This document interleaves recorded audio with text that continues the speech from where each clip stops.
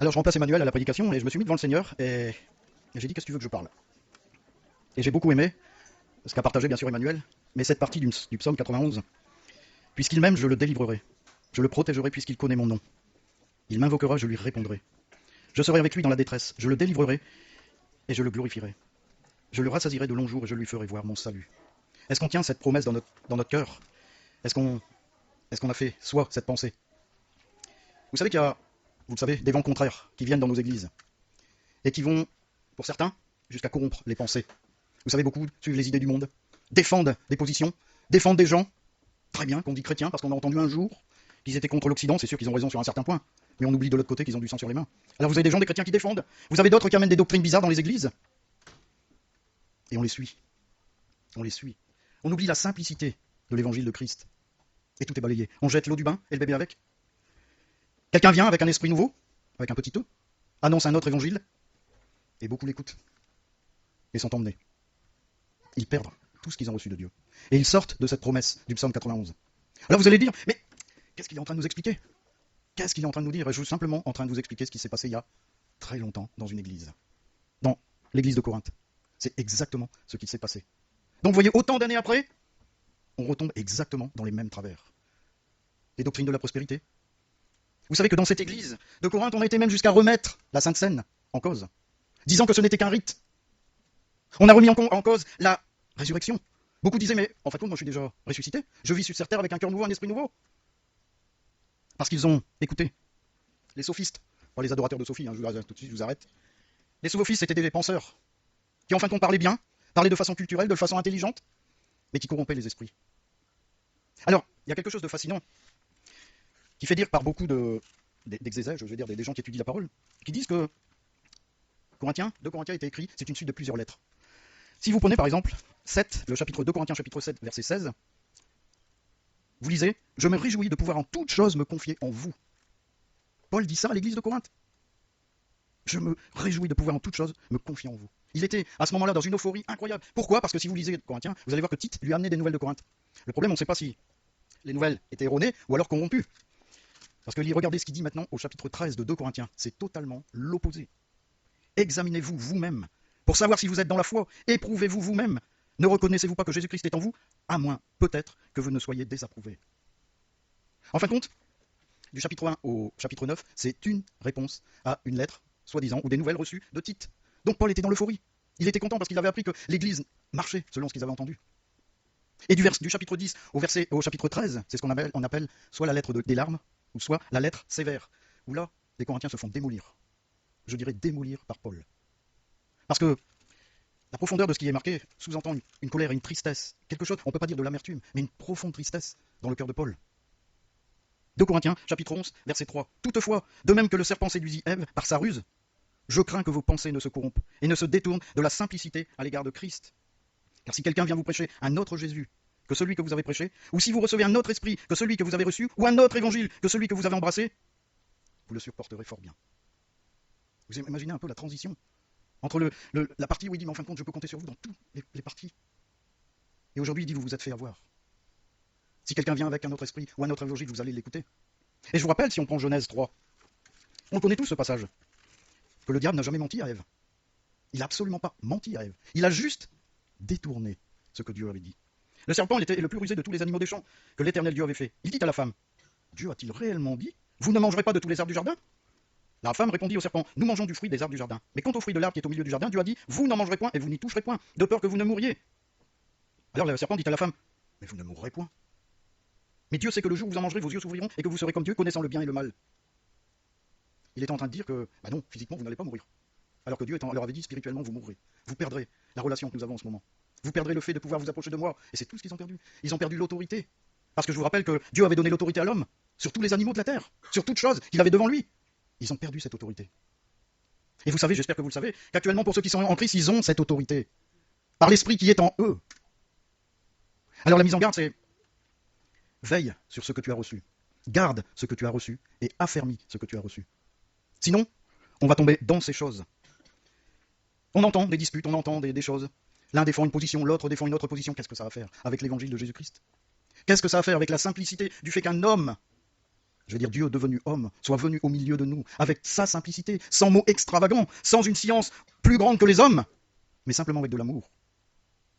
Dire je vais annuler la condamnation qui est sur vous. Je vais annuler la colère de mon Père sur vous. Et je vais le faire en mourant sur la croix. Et tous ceux qui tourneront les yeux et le regard vers la croix seront sauvés. Qu'est-ce qu'il y a de compliqué à comprendre là-dedans? Qu'est-ce qu'il y a de compliqué à comprendre là-dedans? Aujourd'hui, les hommes inventent des doctrines, parce que, comme Satan, ils tordent la parole de Dieu. Et on embarque toute une partie d'église avec des pensées qui n'ont rien à voir avec la simplicité de la parole de Dieu. Et vous avez des gens qui se disputent dans les églises pour des courants de pensée. Ah oui, mais moi je pense ça, moi je suis pas d'accord avec toi, et ceci, cela. Moi je suis triste. Moi je suis triste quand je tourne les yeux vers la croix et que je vois cet homme qui est mort tout simplement. Je ne peux pas dire autrement, il est mort tout simplement. Il s'est donné tout simplement pour nous. Et aujourd'hui on est en train de s'écharper pour des bêtises. Et ces bêtises nous éloignent de la parole de Dieu. Ces bêtises nous amènent vers un autre évangile. Ces bêtises font mourir tout ce que l'Éternel nous a donné. Parce qu'il est dit au psaume 91, celui qui m'aime, celui qui m'invoque, je le bénirai, je le glorifierai. Vous imaginez être glorifié par Dieu? Si on prend concernant les pensées, Romains 1, 21, car ayant connu Dieu, ils ne l'ont point glorifié comme Dieu, et ils ne lui ont point rendu grâce. Mais ils se sont égarés dans leurs pensées, et leur cœur sans intelligence a été plongé dans les ténèbres. Ça résume exactement ce que je suis en train de vous dire. Se vantant d'être sages, ils sont devenus fous, les super chrétiens spirituels. On parle de ça ici. Vous savez, il y a des fois j'ai lu quelque chose parlant de la spiritualité qui tue.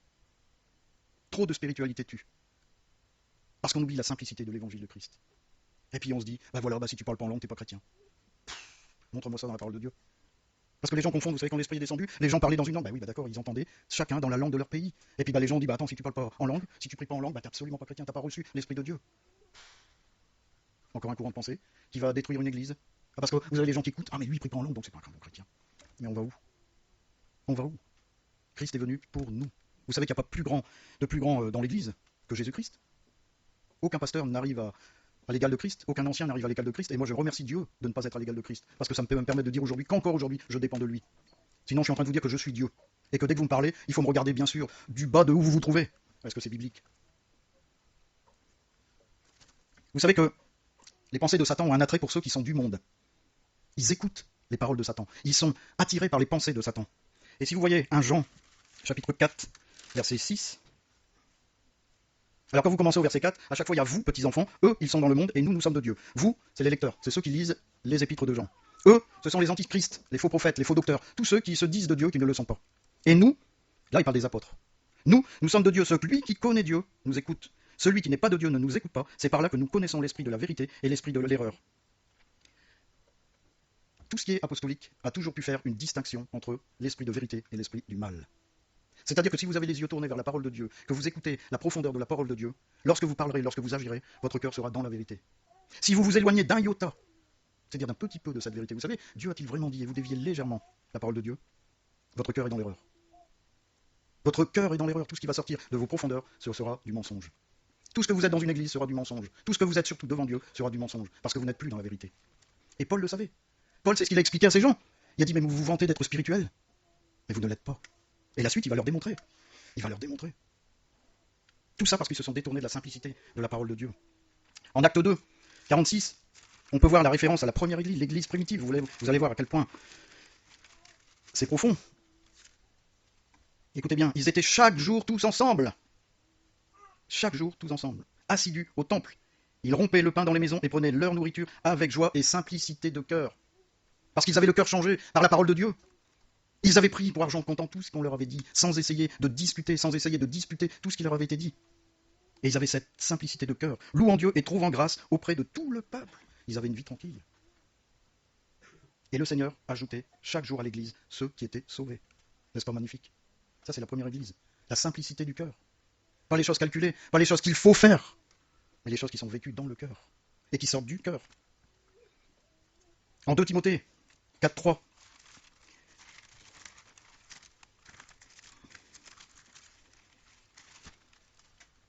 Car il viendra un temps où les hommes ne supporteront pas la saine doctrine, mais ayant la démangeaison d'entendre des choses agréables, ils se donneront une foule de docteurs selon leurs propres désirs, détourneront l'oreille de la vérité et se tourneront vers les fables.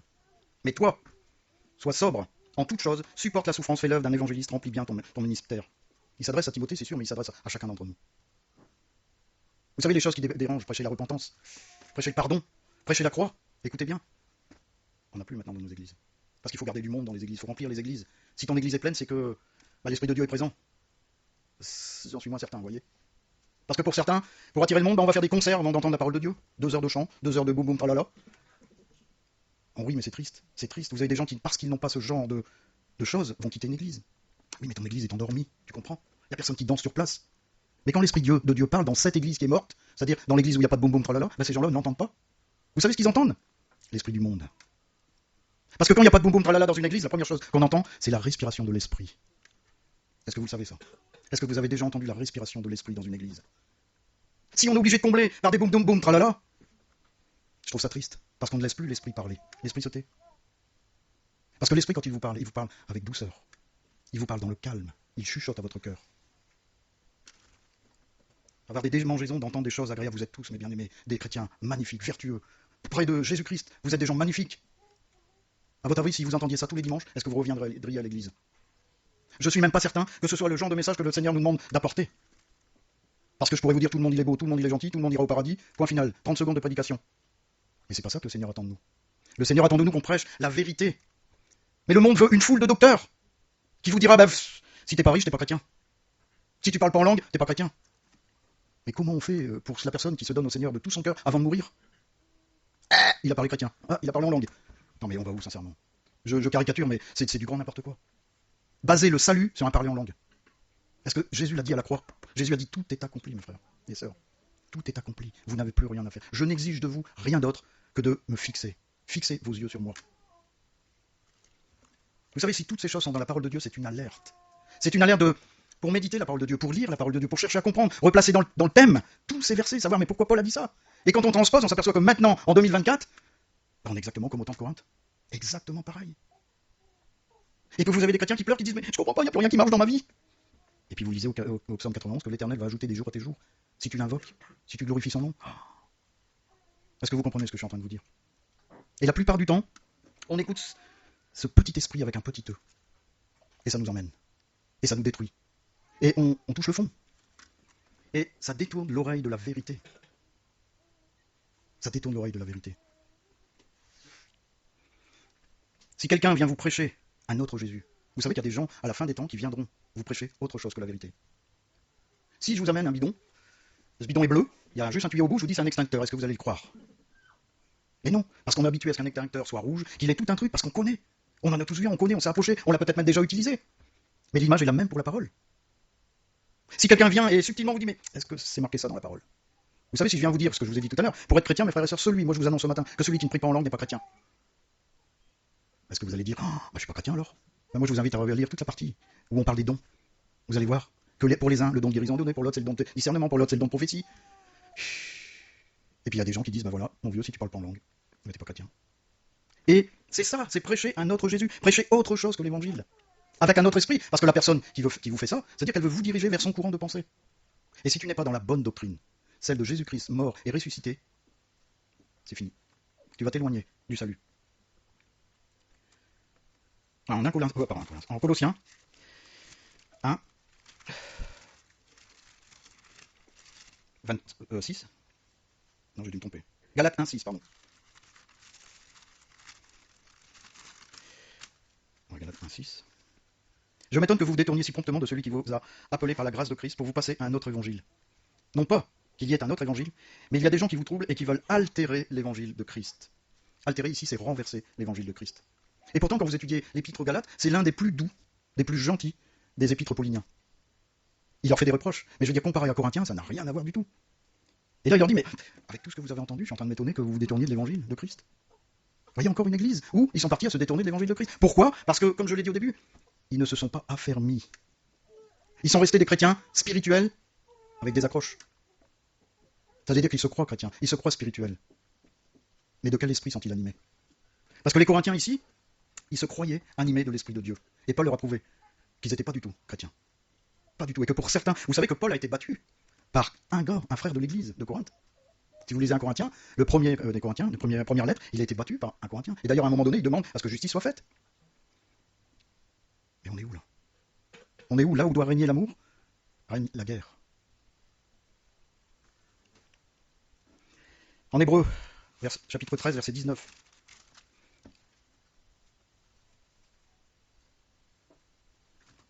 Verset 9, pardon, je me disais, c'est bizarre. Jésus-Christ est le même hier, aujourd'hui, éternellement. Ne vous laissez pas entraîner par des doctrines diverses et étrangères, car il est bon que le cœur soit affermi par la grâce, et non par des aliments qui n'ont servi à rien à ceux qui s'y sont attachés. De quoi on se nourrit aujourd'hui? De quoi on se nourrit aujourd'hui? Poutine fait la guerre. Poutine, certains disent, c'est un excellent chrétien. Parce qu'ils ont entendu, effectivement, moi j'étais surpris la première fois, j'ai entendu qu'ils disaient que l'Occident était, l'Europe en particulier, un peuple corrompu, un peuple immoraux, des immoraux. Je vais dire quelque part, on peut pas dire que c'est pas vrai. Mais après, quand on se retourne et qu'on regarde le sang qu'il a sur les mains, j'ai du mal à dire qu'il est chrétien. Et vous avez des gens, des chrétiens, vous avez des gens qui suivent ces idées-là. Ils sont plus prompts à écouter les informations sur le monde actuel que lire la parole, parce que la parole vous annonce ce qui va se passer, pas dans 2 jours, mais qui va se passer pour vous, à l'éternité. Est-ce que c'est plus important de savoir si demain on va faire la guerre à Poutine que de savoir qu'on va vivre éternellement dans la gloire de Dieu? Je pense qu'on a fait vite le choix. Mais pourquoi tu t'intéresses à ces choses alors? Explique-moi. Explique-moi pourquoi ton esprit est embarqué dans des choses qui vont dissoudre la parole de Dieu, qui vont te faire aimer le malin, aimer l'esprit de Satan. Parce que je suis désolé, ces gens-là sont des meurtriers. Et Paul n'était pas fou, hein. Vous savez, quand il a dit ça, il faut voir ce qui s'est passé à ce moment-là. Vous avez des gens qui arrivaient, des gens qui se sont autoproclamés apôtres, dans l'église. Il avait nommé 3 personnes, je ne me rappelle plus leur nom, je sais qu'il y avait Apollos, après c'est tous des noms en Icus.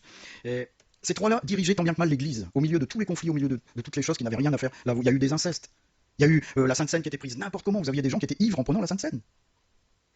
Vous aviez des querelles au milieu de l'église, vous avez des chrétiens qui emmenaient d'autres chrétiens au tribunal. Mais Paul, il leur a dit, mais attends, vous êtes tombés où? Est-ce que ça correspond à ce que je vous ai enseigné? Quel esprit vous avez écouté? C'est ce qu'il aurait dit, si quelqu'un vient avec un autre esprit. Quel esprit vous avez écouté? Mais quand on se retourne et on regarde dans nos églises, écoutez les discussions. Écoutez les discussions. Vous avez des gens qui se mettent en charpie pour des idées complètement loufoques. Et puis, on se retrouve un jour devant le Seigneur. Tu peux m'expliquer ce que tu as fait de ce que je t'ai donné? Alors, est-ce que vous pensez qu'on aura l'occasion de s'expliquer?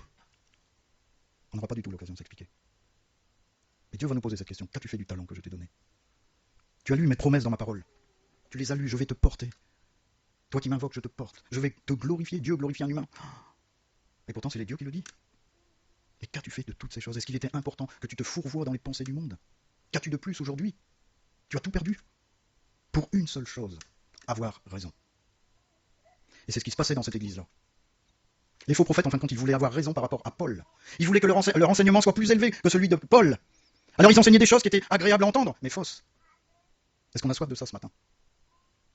Ou est-ce qu'on a soif d'entendre Christ qui nous dit « Mets-toi à genoux, repens-toi ». Vous savez, je trouve ça triste quand Paul dit qu'ils vont embrasser un évangile et ils vont bien le supporter. D'écouter quelque chose de faux et de bien le supporter. Savoir qu'on a péché et de bien le supporter. Parce que c'est là où ça va nous mener. Savoir que la vie que l'on mène maintenant, avec tout ce courant de pensée qui inonde nos vies, on le supporte bien. Mais que reste-t-il de la vérité de l'évangile dans nos cœurs à ce moment-là? Que reste-t-il de cette puissance qui était venue un jour détruire tout ce qui n'appartenait pas à Dieu? Pourquoi il est dit n'attristez pas le Saint-Esprit? Pourquoi il est dit n'éteignez pas le Saint-Esprit? Parce qu'on peut le faire, mes bien-aimés. On peut couvrir le Saint-Esprit de toute immondice. Quand on retourne à ce qu'on a vomi, on le couvre. Et comme l'Esprit n'est pas celui qui va combattre, qui va nous renverser, qui va... Non. Parce que l'Esprit de Dieu est doux et léger. Il parle doucement. Et si tu as affairé à un autre évangile, à une autre pensée, que tu écoutes que tes petites pensées, que ton petit évangile, tu n'entendras même plus l'Esprit de Dieu, qui va commencer à tout doucement parler, jusqu'au moment où tu l'entendras plus. Et quand tu l'entendras plus, c'en est fini de toi. Mais bien aimé, il y a des gens qui ont vécu cette expérience. Ils sont aujourd'hui dans la gêne. Des gens qui avaient commencé dans une église et qui sont morts d'être retournés à ce qu'ils avaient vomi, d'avoir renié l'évangile de Christ, d'avoir renié la croix. Cette croix qui est le pardon de nos péchés, qui est le sacrifice ultime de Jésus-Christ.